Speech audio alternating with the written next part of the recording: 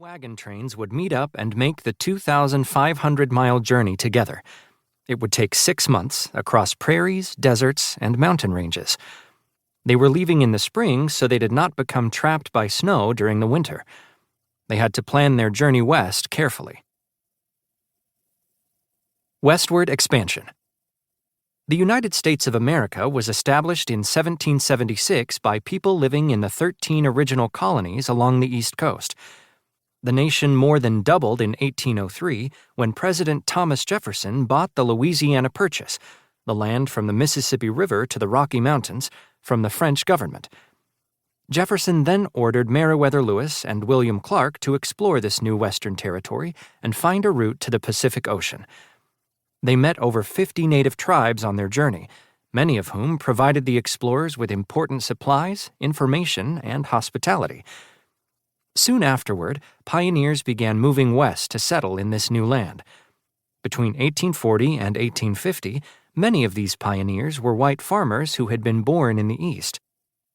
After the Transcontinental Railroad was finished in 1869, new immigrants from Northern Europe also migrated west. German, Scandinavian, and Irish immigrants were common among them. This movement of people in the United States was known as the westward expansion. The Springfield families included the Reeds and Donners. They each had different reasons for emigrating to California.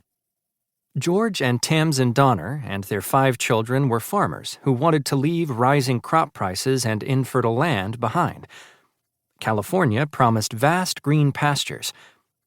George's brother Jacob, his wife Elizabeth, and their 7 children were also with them.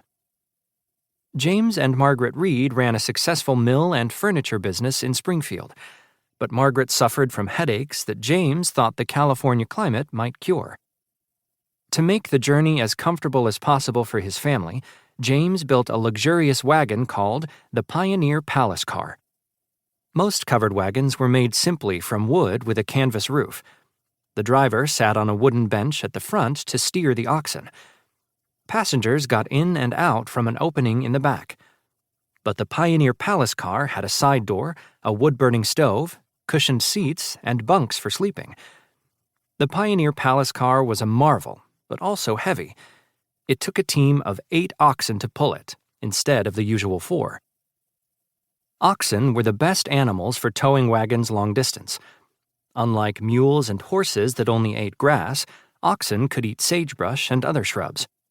They were also less likely to run away than mules and horses, but they were slower. 15 miles a day by oxen was considered good progress. This meant the families could walk alongside their wagons, which most men did.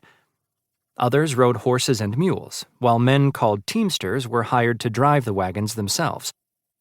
Including their teamsters, the Springfield families made up 32 people. They became known as the Donner Party. A party is another name for a group. Each family had 3 wagons. The first wagon was for living in. The second wagon was like a moving truck, with the family's furniture and other possessions. The third wagon carried supplies for the journey: food, clothes, cooking utensils, and tools. A guidebook at the time suggested travelers take the following quantities of food: 150 pounds of bacon, 200 pounds of flour, 20 pounds of sugar, 10 pounds of coffee, and 10 pounds of salt.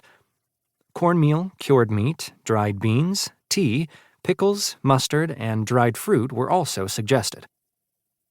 The Donner Party reached Independence, Missouri on May 10th. The town was buzzing with last-minute preparations. 2 days later, the wagon train would jump off into the prairie land of what is modern-day Kansas.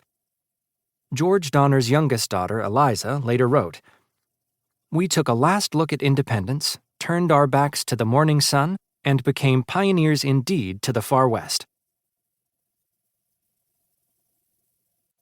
Chapter 2. Jumping Off. After setting off from Independence, Missouri, the wagon train entered the Great Plains. Mostly flat, dry prairie land, the Great Plains stretch across 10 modern U.S. states. The wagons traveled through this territory on the Oregon Trail, a track well worn by previous wagon trains. The pioneers' progress was steady, and the weather fair. Eliza Donner later reported, "Fields of..."